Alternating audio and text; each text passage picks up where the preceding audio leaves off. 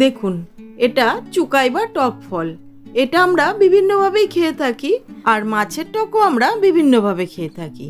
তবে চুকাই দিয়ে কখনো মাছের টক খেয়েছেন? আজকে আমি বানাচ্ছি চুকাই দিয়ে বাটা মাছের ঝোল। আসুন দেখে নিই আজকের রেসিপিটা। কিছুটা বাটা মাছ নিয়ে নিয়েছি, সেগুলিকে ভালো করে ধুয়ে জল ঝরিয়ে নিয়ে তার উপরে এবার দিয়ে দিলাম প্রয়োজন মতো হলুদ, লবণ, একটুখানি কাশ্মীরি রেড চিলি পাউডার, সর্ষের তেল। এইবার মাছগুলোকে খুব ভালো করে লবণ হলুদ দিয়ে মাখিয়ে নিচ্ছি। ব্যাস, মাখানো হয়ে গেছে। গ্যাসে একটা কড়াই বসিয়ে খানিকটা সর্ষের তেল দিয়ে দিয়েছিলাম, তেলটা গরম হয়ে গেছে। এবার আমি মাছগুলো দিয়ে দিচ্ছি। মাছগুলো যখন একদিকটা হয়ে যাবে তখন আস্তে আস্তে করে এইভাবে উল্টে নেব। মাছগুলো ভেজে নিয়েছি এপিট ওপিট করে, এইবার তুলে নিচ্ছি।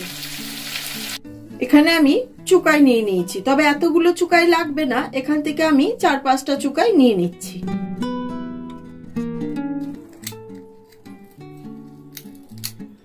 একদম তাজা আছে চুকাইগুলো বলে খুবই শক্ত। এইভাবে ছোট ছোট করে কেটে নিচ্ছি, আর ভেতরে যে সিডগুলো আছে এগুলো বাদ দিয়ে দেব। এই যে প্রচন্ড টক হয়, আর এই টকটা না একদমই আলাদা। টমেটো বা তেঁতুলের যেমন টক হয় তার থেকে আলাদা।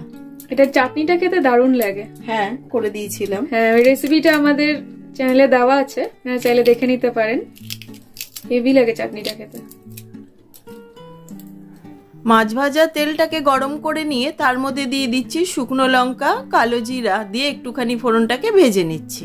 ফোড়নটা একটু ভাজা হয়ে গেছে, এই সময় বেছে কেটে রাখা চুকাইগুলো দিয়ে অল্প একটু ভেজে নিচ্ছি। কিছুক্ষণ ভেজে নিয়ে দিয়ে দিচ্ছি সর্ষে বাটা। আমি এখানে 4 চামচ সর্ষে, একটা কাঁচা লঙ্কা দিয়ে বেটে রেখেছি প্রায় আধা ঘন্টা আগে, শিলপাটাতে বেটেছি। দিয়ে এবার সেটা দিয়ে খানিকক্ষণ কষিয়ে নেব।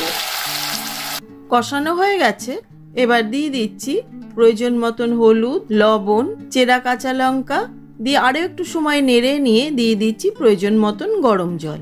আমি এখানে 1 কাপ জল দিয়ে দিলাম, কারণ এটা না ঝোল ঝোল রাখবো না, একটু মাখা মাখা রাখবো বলে। ঝোলটা খুব ভালো মতো ফুটে উঠেছে, এই সময় দিয়ে দিচ্ছি ছোট চামচের 1 চামচ চিনি। একটু নেড়ে নিলাম। এই সময় দেখে নেবেন লবণটা ঠিক না হলে আর একটু দিয়ে দিতে পারেন।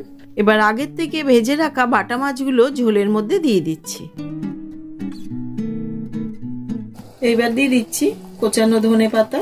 মাছটা দেওয়ার পর আমি 4-5 মিনিট ফুটিয়ে নিয়েছি। এইবার গ্যাসটা অফ করে দিলাম। এইবার মাছগুলোকে একটি ডিশের মধ্যে ঢেলে নিচ্ছি। চুকাই আমার মেয়ের খুব পছন্দের, আমি ওপর দিয়েও তাই জন্য আরেকটু দিয়ে দিলাম। এটা না নরম হয়ে থাকবে, খাওয়ার সময় খুব ভালো লাগবে। তৈরি হয়ে গেল আজকের আমাদের রেসিপি চুকাই বাটা। হাতের কাছে চুকাই পেলে অবশ্যই বানাবেন এই রেসিপিটা। দারুণ হয় খেতে, টেস্টটা সম্পূর্ণই আলাদা।